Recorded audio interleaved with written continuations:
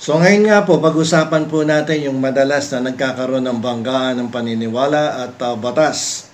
Alam nyo po, kadalasan pag relihiyon na ang pinag-uusapan, maraming debate dyan. Actually, nakakarating yan hanggang sa Senado. Madalas nating marinig yung mga linyang karapatan ko ito dahil sa aking relihiyon.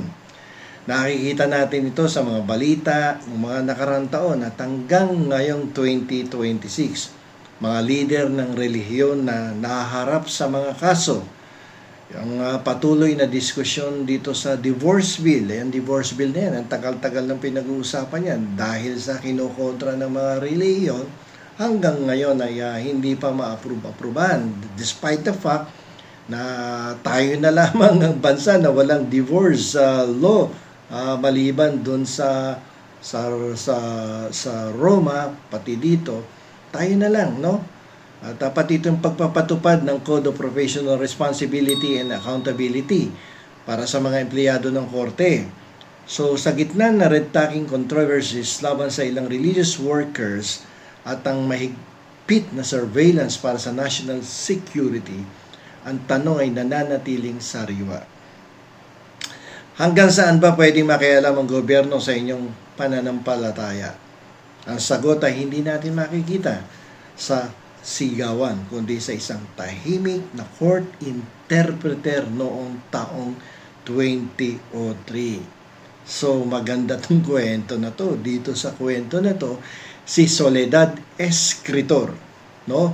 Ang ating pong pag-uusapan dito na decided by the Supreme Court, no? At alam niyo po kasi sa ilalim ng Article 3, Section 5 ng ating saligang batas, ang relihiyon po ay binibigyan ng proteksyon. Hindi lamang po ito basta karapatan, no? May proteksyon po 'yan, no, galing sa ating saligang batas. Ito ay tinuturing na preferred right. Ibig sabihin, sa timbangan ng hustisya, madalas itong mas mabigat kaysa sa mga ordinaryong regulasyon ng gobyerno. Okay, so talakayin po natin itong kaso ni Estrada versus Escritor. Okay, so itong Estrada dito, hindi po ito si Erap Estrada, iba po itong Estrada, hindi si Joseph Estrada to. Okay, si Alejandro Estrada ay hindi biktima dito. Hindi kamag-anak at hindi direktang naapektuhan ng buhay ni Soledad Escritor. Ngunit siya po ang nagsampa ng reklamo. Ang tapang, no? Hindi ka naman pala sangkot dito pero ikaw pa yung nagsampa ng reklamo, no? Against dito kay Soledad Escritor. So dito, bakit kaya siya pinakinggan ng korte? Di ba may tinatawag tayong locus standi or legal standing. So sa administratibong usapin, ang bawat mamamayan po ay may standing o karapatang magsumbong laban sa isang kawani or empleyado ng gobyerno. Dahil ang public office is a public trust, no? At obligasyon ng bawat Pilipino na bantayan ang integridad ng mga lingkod bayan. So, security guard pala tayo ng mga public servants. So, hindi yan. Joke lang yun. So, dito, kailangan natin bantayan, no? Ng bawat Pilipino ang integridad ng mga lingkod bayan. So, ano yung paratang, no, ni Estrada dito kay Soledad? Ayon po kay Estrada, hindi po si Erap, ang pakikisama ni Escritor, ni Soledad, sa isang lalaking hindi naman niya asawa ay disgraceful and immoral conduct. Para kay Estrada, ang moralidad ng gobyerno ay dapat sumunod sa isang pamantayan ng batas. Ano naman sinagot ni Escritor nitong si Soledad? Ano ang kanyang naging depensa?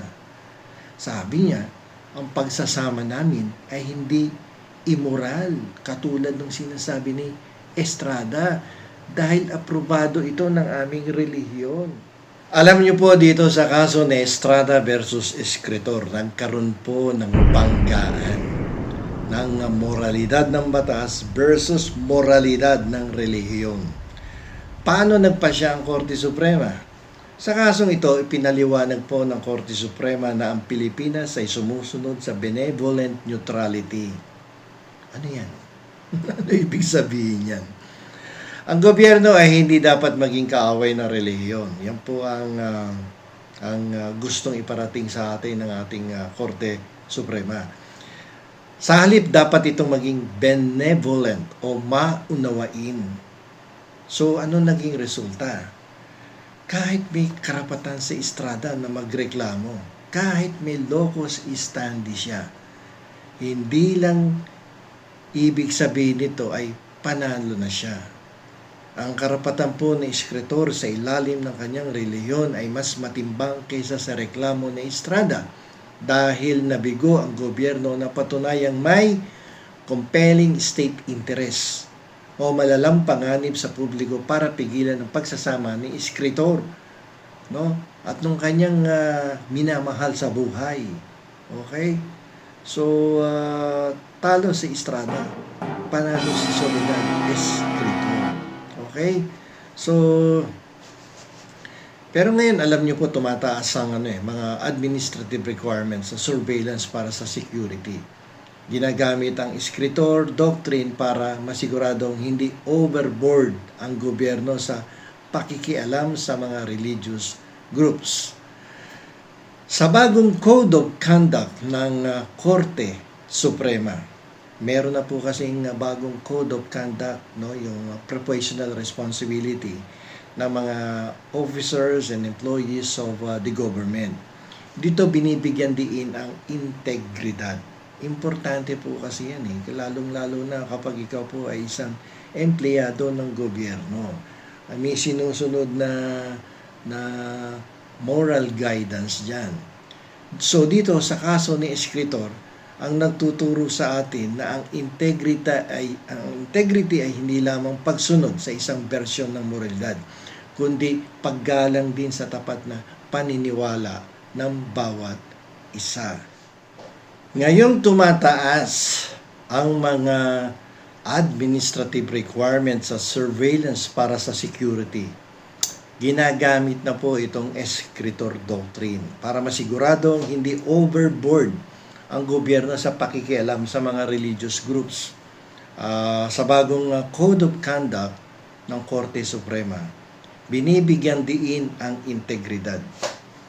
Ang kaso ng Escritor ang nagtuturo sa atin na ang integrity ay hindi lamang pagsunod sa isang bersyon ng moralidad, kundi paggalang din sa tapat na paniniwala ng bawat isa. So, maliwanag po yan So, may bagong gabay ngayon, yung bagong Code of Conduct ng Korte Suprema na kung saan binibigyan diin ang integridad. Okay? So, alam niyo po, ang tunay na diwa ng kalayaan ay tungkol dito sa kaso ni Estrada at Escritor ay isa pong testamento na ang Pilipinas ay isang bansa ng malayang espiritu. Ang relihiyon ay hindi bilanggo ng batas. Ang ating konstitusyon ay hindi ginawa para gawing uniforme. No? Hindi yan ginawa para gawing uniforme ang ating mga kaluluwa. Kinikilala nito na may mga obligasyon tayong mas mataas kaysa sa anumang batas na isinulat ng tao. Ang vigilance ay karapatan ng lahat. Ang locus standi ni Estrada dito sa kaso na to ay nagpapaalala sa atin na ang gobyerno ay pag-aari ng tao. May karapatan tayong magbantay. So tayong lahat bantay tayo. Para tayong aso. Hindi, joke lang yon. Para tayong security guard. So, respeto sa pluralismo. Yan po ang isa sa mensahe sa isang bansang may mahigit 117 million na ba tayo ngayon, no? 85 million dito ay Katoliko, 7 milyon dito ay Muslim, at milyong-milyong iba na kasapi sa iba't ibang sekta. Ang benevolent neutrality ang nagsisilbing glue o kaya yung pandikit na pumipigil sa atin na magkugulo. Ang free exercise of religion ay hindi lisensya para lumabag sa batas, kundi isang sagradong espasyo na ibinigay ng konstitusyon para maging tapat ka sa iyong konsensya. Sa bawat pagbangga ng relihiyon at estado, no, kasi madalas nagbabanggaan ng religion versus the existing laws versus the state. Ang layunin po ng batas ay hindi ang pumatay ng pananampalataya, kundi ang humanap ng paraan para sa bawat Pilipino, anuman ang kanyang sinasamba, ay makapamuhay ng may dignidad at kapayapaan.